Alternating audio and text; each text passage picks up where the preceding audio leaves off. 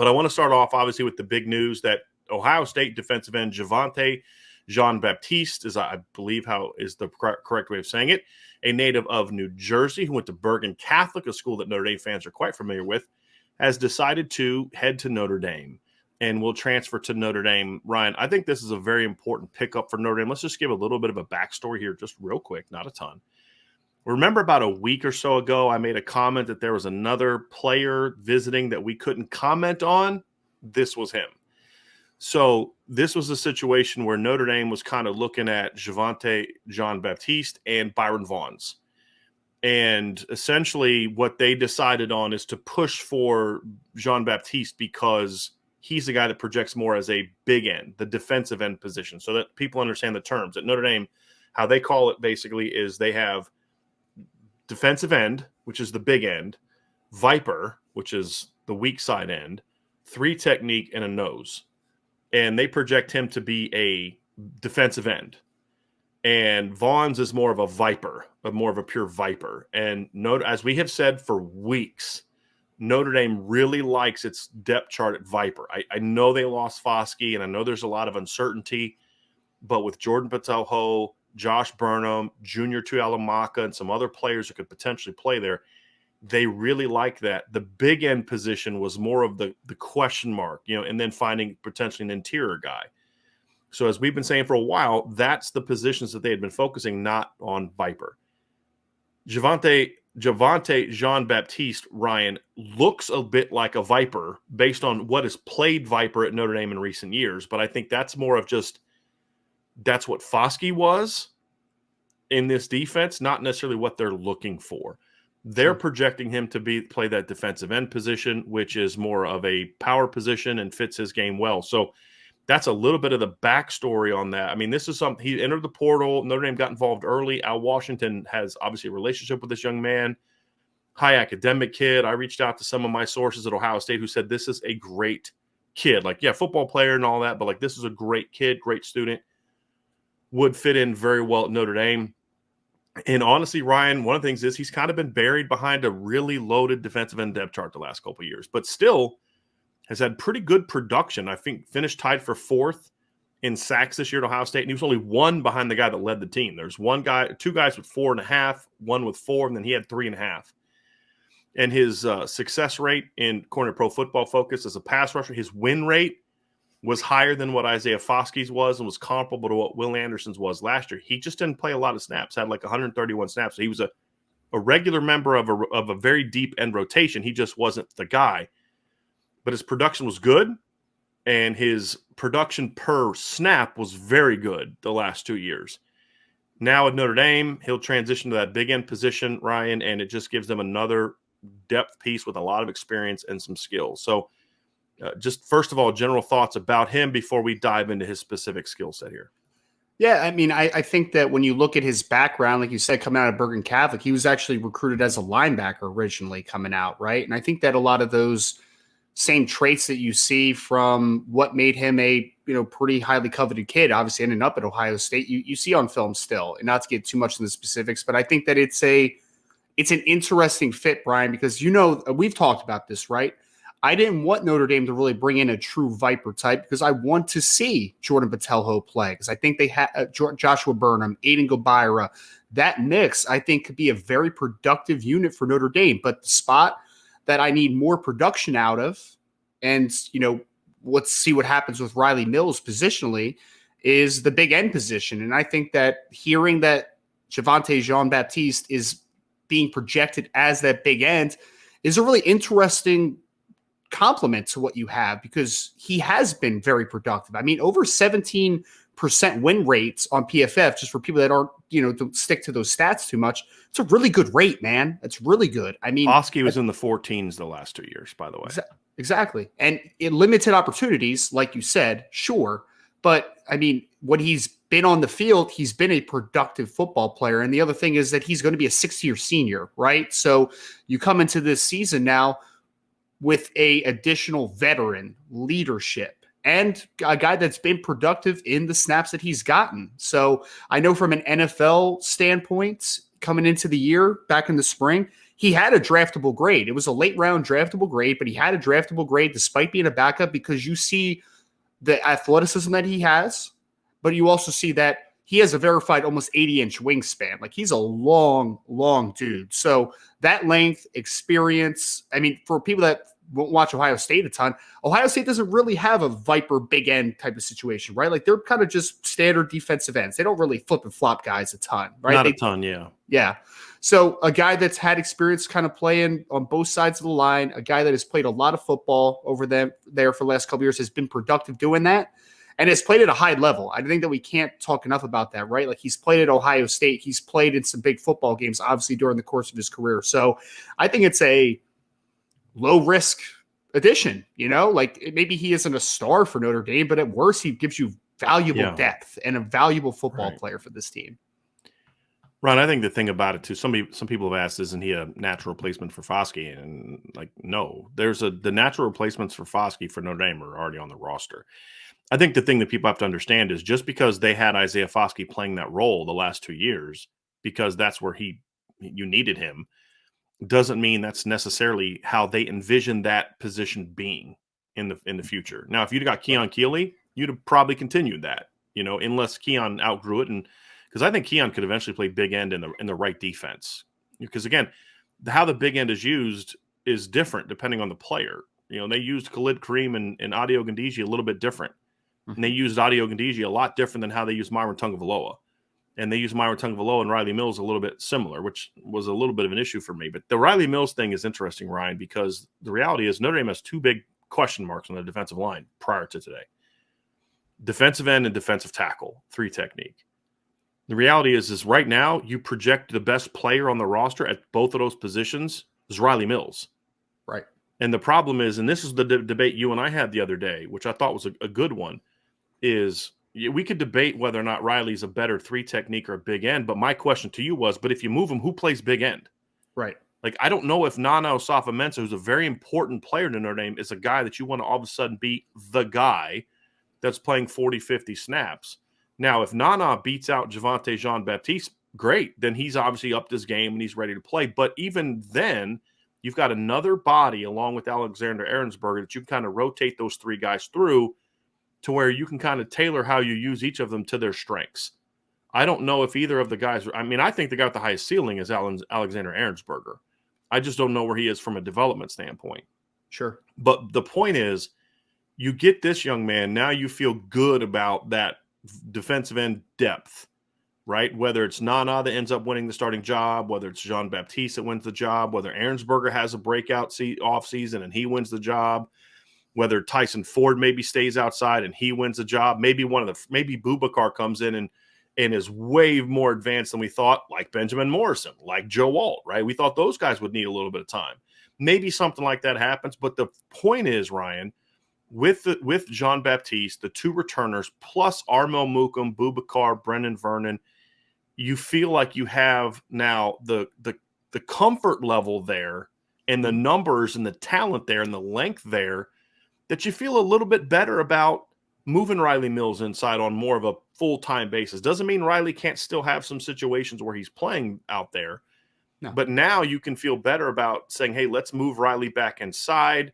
Let's maybe turn him into a really disruptive 3 technique, and we feel good about being there. So now it solidifies, in my opinion, 2 positions by getting Jean-Baptiste, because you're going to be able to make a more permanent move with Riley Mills inside, where I don't know if you could have permanently moved him. I think you'd have had to do what you did this year, which is play him a little bit both, right? Mm-hmm. And so I think they want Riley inside. We saw him inside in the bowl game.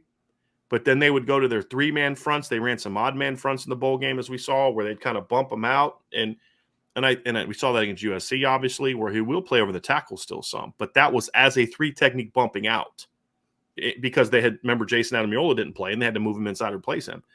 Well, then that left the big end position a little bit exposed in those 2 games, if we're going to be honest about it. So I think that's another aspect where this commitment picks up. Is like, are we going to sit here and say, oh, man, this guy's going to give you all the production that Isaiah Foskey had, because look at his win rate in the pass rush game. Well, maybe he's not a guy who can carry that 17% win rate over to 45 snaps a game. Like I've said this about Howard Cross. When you go back and look at his career, when Howard Cross can play about 25 to 30 snaps a game, he's hard to block. Yes. But when you play him 40 plus snaps a game, he wears down pretty quickly because he's only 275 pounds.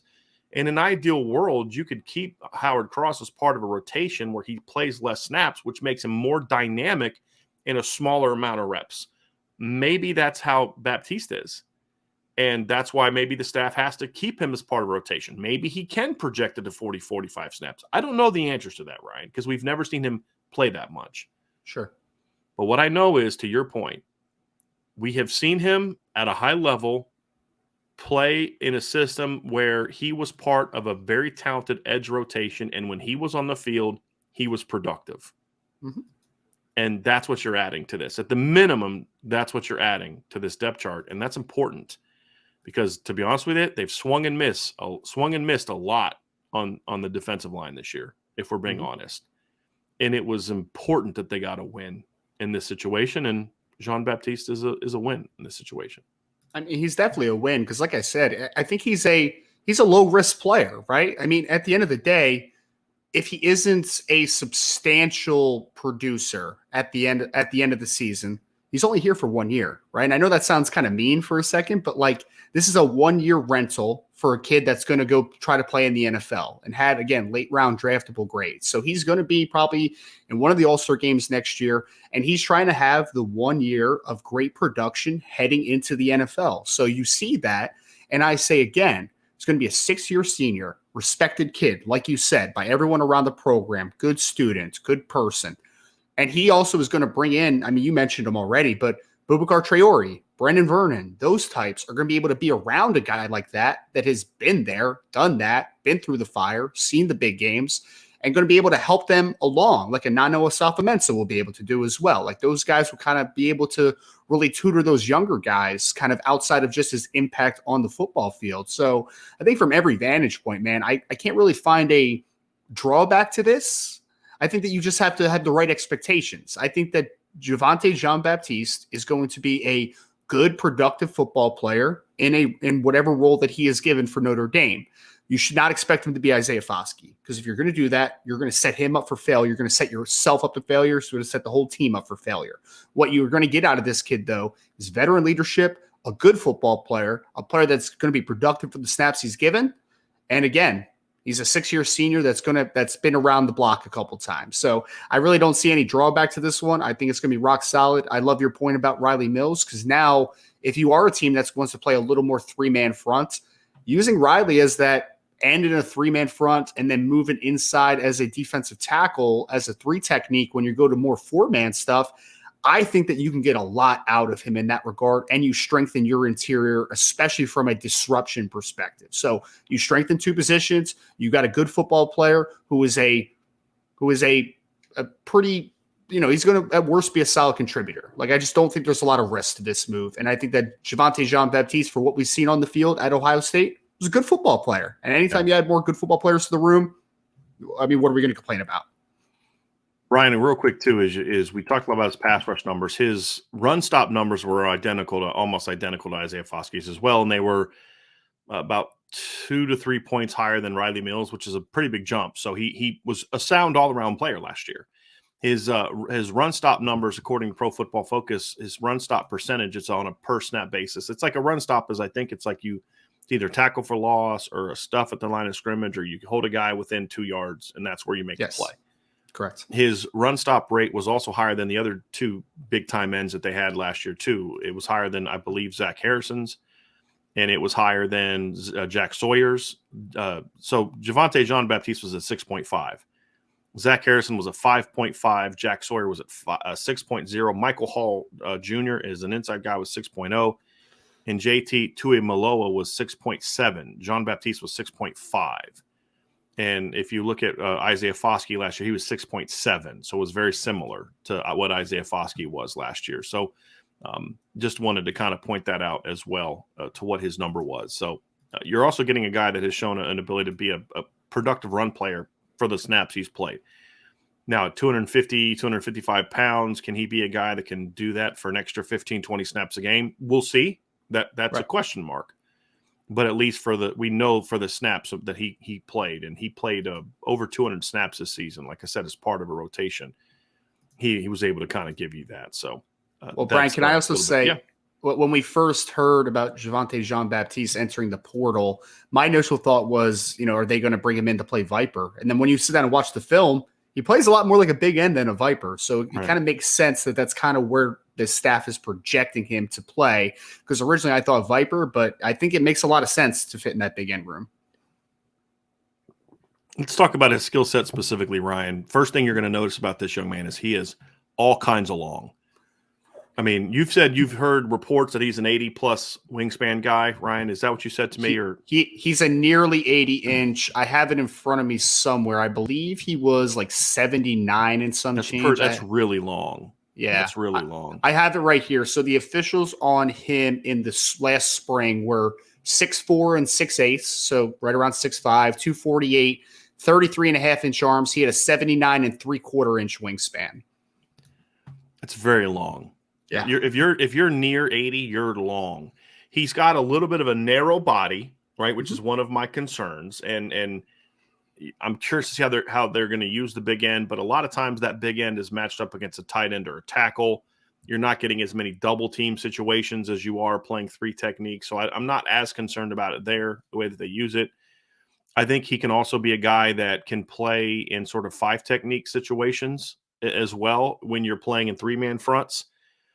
So size-wise, Ryan, he's a little narrow, but he's got great length. It's hard to – and the other thing, the reason the length is important because it's hard for you to get on my body if I know how to use my hands. And, Ryan, that's something that we both talked about before the show when we were discussing each other is he's got really good hands. Yes. He's natural block. He's got some natural ability as a block destructor. He's got good technique as a block destructor. He's not like a powerful guy, like he's just going to throw guys around. He's got really heavy hands, and he's really good at getting off blocks. I think that is something that's very important for that big end, and that's the thing to me that made me say, okay, this guy can project as a big end because he's got really good natural strength, really strong hands, and he uses his hands very well to keep people off his body and to get off blocks and get to the football.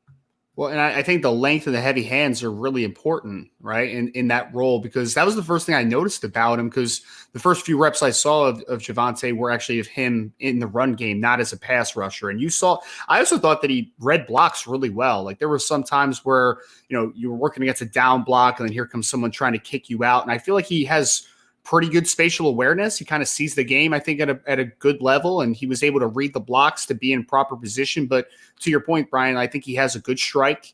He's able to gain extension, and then when he gains extension, he's got that 33.5-inch arm, right? So he's able to get guys off of his body. And I think that the hand usage really pops not only in the run game, but also as a pass rusher. I know people hear me say outside track a ton as a pass rusher. And what I mean by outside track is the upfield shoulder of a tackle. So it's around the arc. And most guys win around the arc with bends, right? They're able to get to that upfield shoulder and they're able to dip, and then they have kind of flexible ankles and hips to really run that track.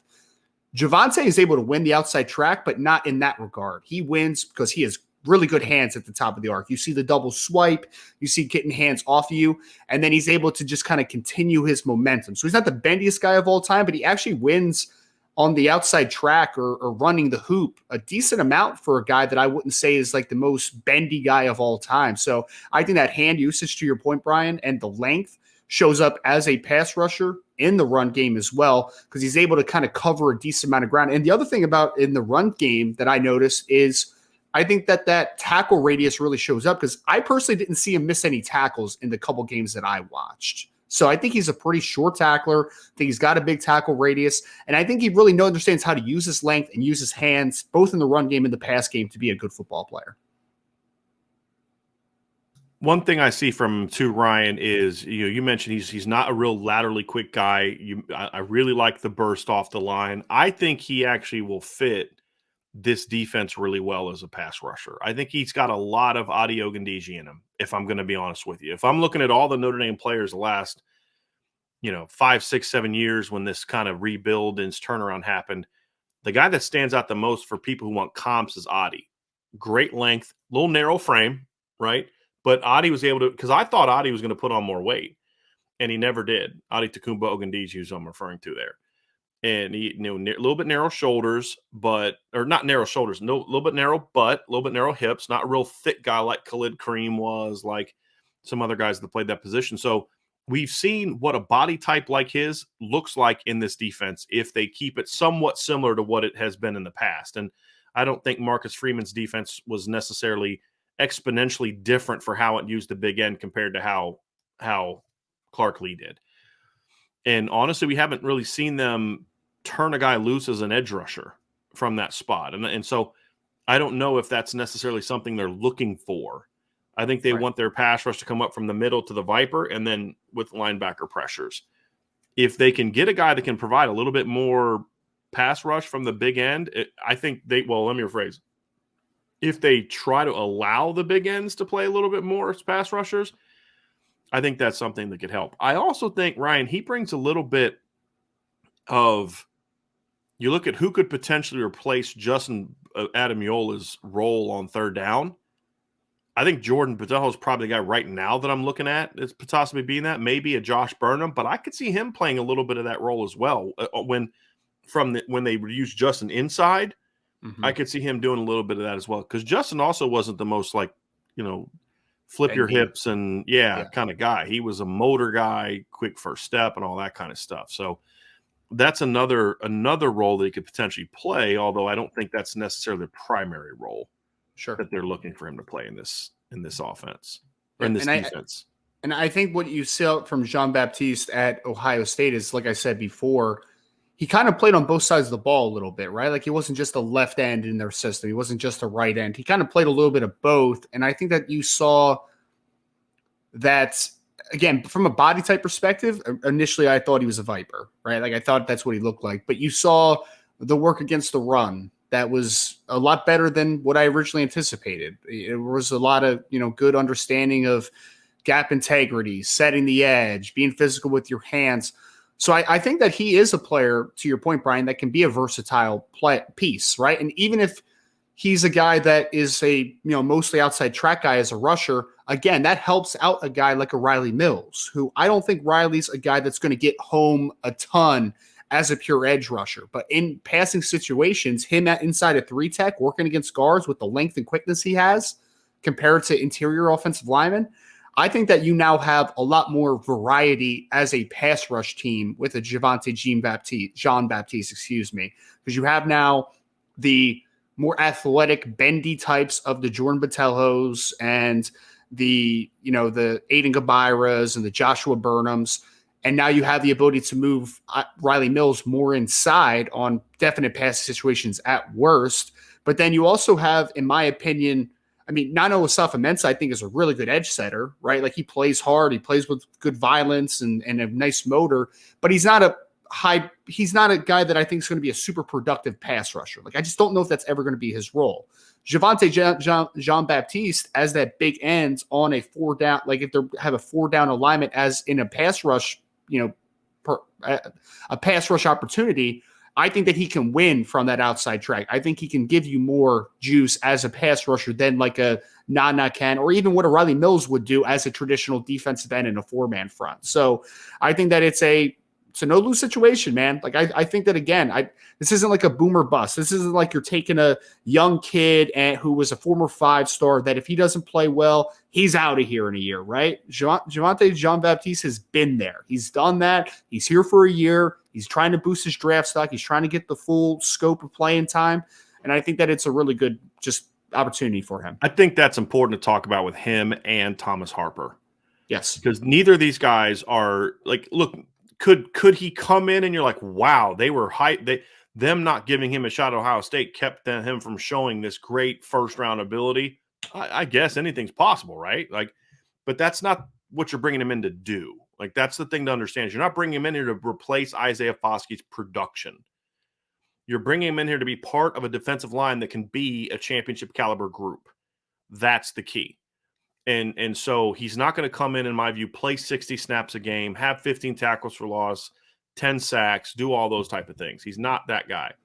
No. Now, do I think that they want his production to be good and to be maybe like 8-9 tackles for loss, 4 or 5 sacks? Yeah, I think that's kind of what they're looking for from him. because that's what he did at Ohio State in far fewer snaps than what I think he's going to play this year. Because he averaged, I think, a little less than 20 snaps per game, which because they played a really heavy rotation at Ohio State. That's the thing to people have to understand is when you look at Ohio State's defensive end position, their leading guy in snaps was JT Tuimoloau. I don't know if I'm saying that right. He had 504, and then Zach Harrison had 484. That was in 13 games. If you look at Notre Dame this year and you look at their snap distribution, I mean, Isaiah Foskey played 563 snaps. Justin Ademiel had 485, and then Riley Mills played 415. The number 3 guy at Ohio State at defensive end was 329.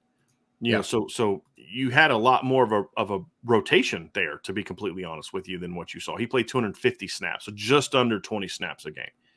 So you saw a little bit more of a rotation there. You'd see Ohio State go to some nickel at times on third down and take the big end out at times, or take one of the interior guys out at times.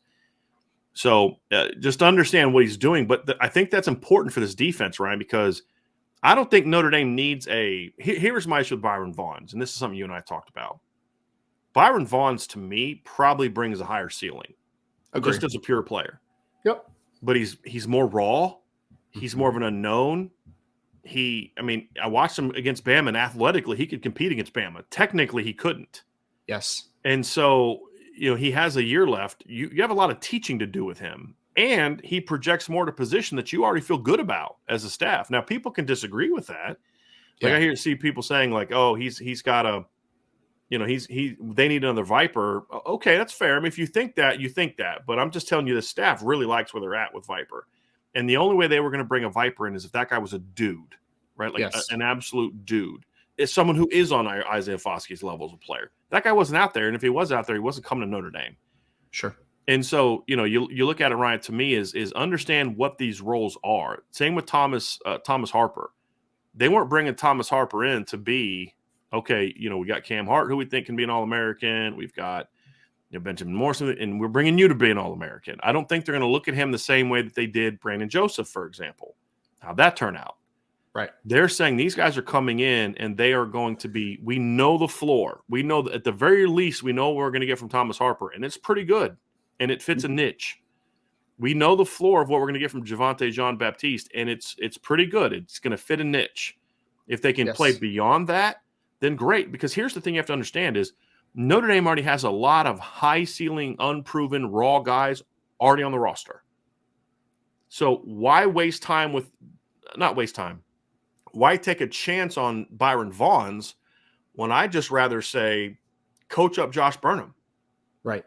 Coach up Tyson Ford, coach up, the guy Aiden Gobira and the guys you already have on your roster, Jason Onye. And so that's the deal is you're looking at it, right? Is you've got to get that kind of guy because there are some big names on the market at defensive line, but does anybody think that do you remember where Jordan Birch is from, the kid from South Carolina? I'm going to look up real quick. He's a Southeastern. He's a Southeastern kid. He's definitely I think he's an in-state kid. He's going to Oregon. Right. A kid from South Carolina is going to Oregon. Why? You're not getting that kid. Right. So that guy was not on the market for Notre Dame. And I think the other thing too is these kids are coming, and I think you made a statement. They're looking to improve their draft stock. They're going to be hungry. Yes. My issue with Brandon Joseph is he never played hungry. He never played like he really wanted to be here and do something. And once Notre Dame lost a couple games early, it's kind of like you just never got the same Brandon Joseph. These kids are going to come in my opinion, and be hungrier. Yeah. I think that's important. So I wasn't really concerned about getting a high ceiling. Like Byron Vaughns has some upside, but you and I talked about this. I was always nervous about like, that's a raw dude. And you were on board with me on that, I think, Ryan. Yeah. And do you really want to take a chance on a kid like that? Or do you want to bring in a kid with a much higher floor and has a lot more positional flexibility? And that's why they went the direction of, because it was going to be one or the other. And we're going to take both. They're going to take one or the other. And that's one of the several factors that kind of, played into the idea of him being the guy that they would target. I think the positional flexibility is a big thing that we didn't even hit on as much because, we're talking about Javontae Jean-Baptiste as being a big end in their system, and that's where, he's being projected. But if he needs to play Viper, he can, right? Because he has enough skill set to be able to play that in a pinch. Byron Vaughn's, in your comparison, I have the verified on him from last spring. He was 6'5", with 35 and 7/8 inch arms, crazy length. But he's only 228 pounds, right? He's not a guy that's ever going to be able to play big end. He's going to be a Viper. Are you concerned at all that his weight has continued to go down and down weird. and down? Isn't he was it weird? 245 at Texas. Then he was like 230, 235 his first year at Utah State. Then he was down on the roster this year, 225. And I'm like, okay, that's a little weird. I think Texas may have been a little lying. Well, if you look at him early on, though, at Texas, if you go back and watch those clips, he was beefed up, but he wasn't explosive. He didn't have any explosiveness. And I think was he 245 or not? He looked a little, let's just say he looked a little chunkier at Texas than he did at Utah State. Yeah. But that concerns me. A guy that put on 15 pounds and lost a little bit of his burst, because he actually played a little bit in 2019 for them. And so I like this pickup. Is this the kind of pickup, and is Thomas Harper the kind of pickup that's going to be sexy and be the Sam Hartman type of pickup for the defense? No, it's not. That guy to me would have been Braden Fisk for me. Yes. And they missed. They missed on him. There's no other way to say it, right? There's no spin on that one. Yep. Now, here's the thing about Braden Fisk. I think they still would have taken this kid if they'd have gotten Braden Fisk as well. Agreed. Because more inside guy. Right. Yeah. Because then he would have been more, maybe you could have kept Riley Mills at big end, but now you'd have a much more potent end rotation. And then Jean-Baptiste could have maybe taken a little just Natamiola role, in my view.